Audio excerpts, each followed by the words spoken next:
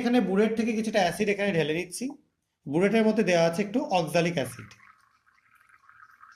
আমরা বুরেটটা খুলে সেই অক্সালিক অ্যাসিডটা এর মধ্যে নিয়ে নিলাম। এবার আমরা এটাকে সামনে নিয়ে আসছি বোঝাতে সুবিধা হওয়ার জন্য।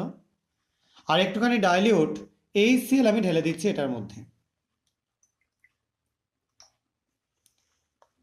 তো দুটো মিলিয়ে একটা সলিউশন করা হয়ে গেল। এবার এই সলিউশনটা একটু সামান্য আমি শেক করে রেখে দিলাম। এবার আমি এর মধ্যে যোগ করে দেবো কিছুটা সোডিয়াম সালফাইড Na2S। এটা আমি সলিউশন না করে জাস্ট একটা বিড বা একটা টুকরো আমি এর মধ্যে যোগ করছি। আপাতত এখানে বিড পাচ্ছি না, আমি এখানে ফ্লেক্স পাচ্ছি, সেটাই আমি যোগ করে দিচ্ছি।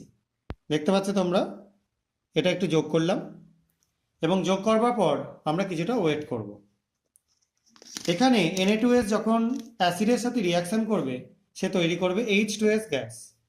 এবং H2S গ্যাস কি পরিবর্তন করে তোমরা এটা থেকে দেখলেই বুঝতে পারবে। দেখতে পাচ্ছ সলিউশনটার কালার আস্তে আস্তে পুরো চলে যাচ্ছে এবং একটা স্বচ্ছ ক্লিয়ার সলিউশন তৈরি হয়ে যাচ্ছে। ঠিক আছে, এবং সলিউশনটা একটু টার্বিড হয়ে যাচ্ছে। সেটার অন্যতম কারণ হচ্ছে এখানে সালফার তৈরি হচ্ছে, সেই কারণের জন্য সলিউশনটা একটু টার্বিড হয়ে যাচ্ছে।